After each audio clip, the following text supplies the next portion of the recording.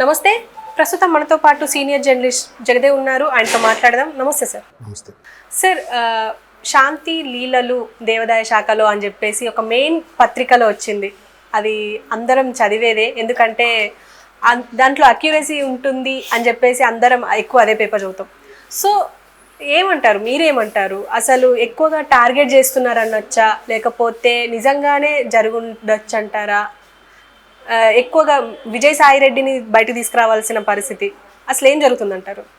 గత ప్రభుత్వంలో జరిగినవి అన్నీ కావు. అంటే ఇంకా మీరు చూస్తారు, ఇది ఆరంభం మాత్రమే.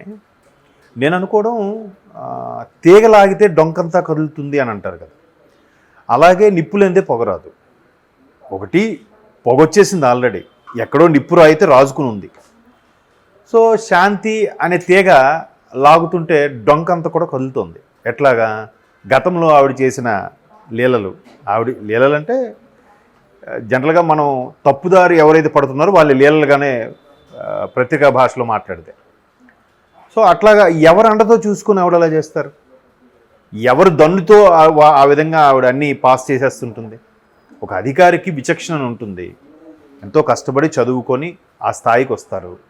వచ్చిన తర్వాత కొత్తగా ఒక రంగుల ప్రపంచం పరిచయం అయిన తర్వాత ఏది మంచిది ఏది చెడ్డది, ఎటు వెళ్తే మనం త్వరగా డెవలప్ అయిపోతాం, ఎటు వెళ్తే మనకి అవకాశాలు ఉంటాయి అనేది ప్రతి ఒక్కరూ అదే ఆతృతతో ఆ యాంగ్జైటీతోనే ఉంటారు.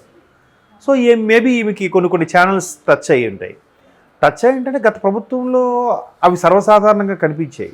ప్రతి ఒక్క అధికారి కూడా, మీరు నమ్మరు, 2019లో చాలామంది ప్రభుత్వ అధికారులు, ఎస్పెషల్లీ ఏ ఉపాధ్యాయులు అయితే మొన్న వ్యతిరేకించి కూటమికి అంత బంపర్ మెజార్టీతో గెలిపించారో అదే ఉపాధ్యాయులు 2019లో పరోక్షంగా వైసీపీకి ఫేవర్గా ఉన్నారు, సపోర్ట్ చేశారన్నది నాకు తెలిసినంత వాస్తవం.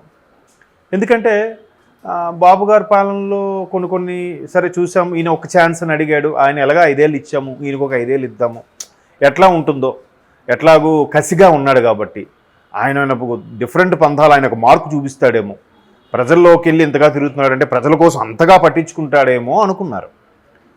సో ఒక్కసారి బొమ్మ చూపించాడు ఆయన, జగన్మోహన్ రెడ్డి గారు, అది అందరికీ తెలిసిందే. సో అట్లాగే ప్రభుత్వ ఉద్యోగులు కూడా ఒక ఫేవర్గా ఉండి ఆ ఫేవర్ని వాళ్ళ చేతల్లో చూపించడానికి ప్రయత్నిస్తూ ఉంటారు ప్రభుత్వం.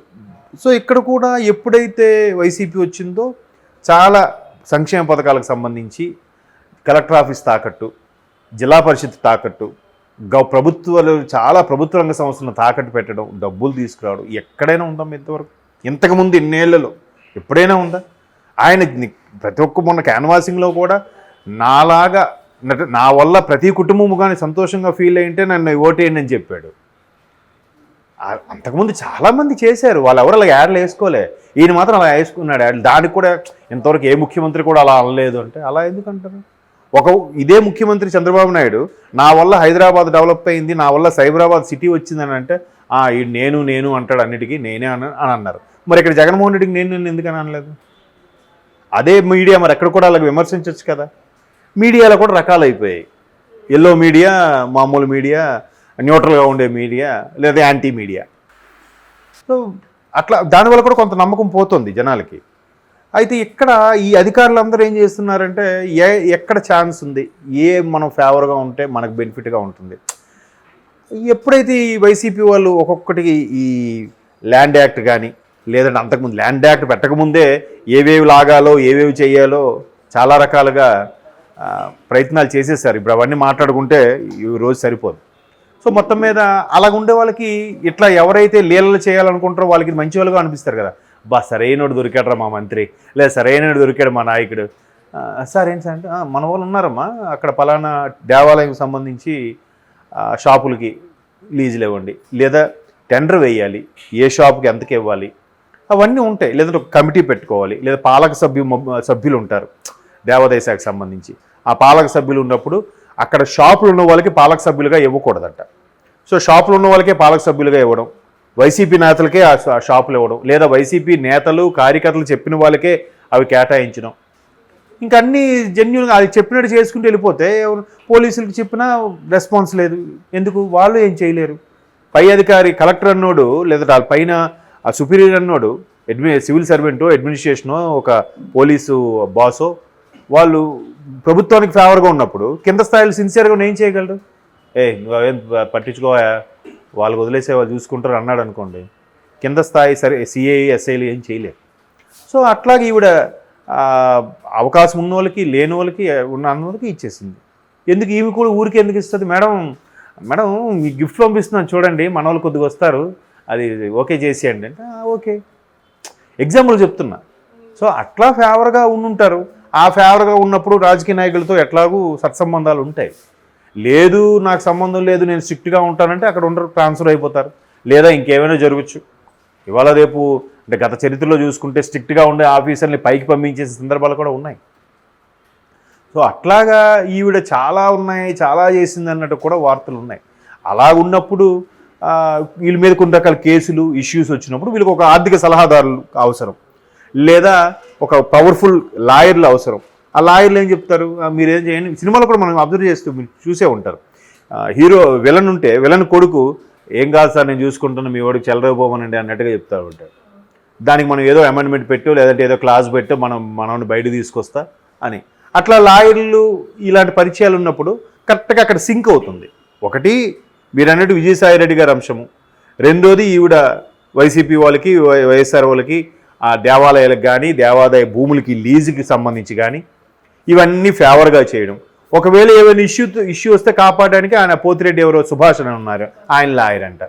చూసారా, అంటే పాత్రల పేర్లు వచ్చాయి, దాని తర్వాత కథ అల్లుకుంటే అవన్నీ సింక్ అవుతున్నాయి ఒక్కొక్కటి. ఇప్పుడు మీరు అన్నారు అమ్మాయి ప్రధాన పత్రికలో అంశం వచ్చిందని, దానికి సంబంధించి వాళ్ళు బైట్స్ కానీ కొన్ని రకాల ఆధారాలు కానీ కలెక్ట్ చేయకుండా వాళ్ళు రాయరు.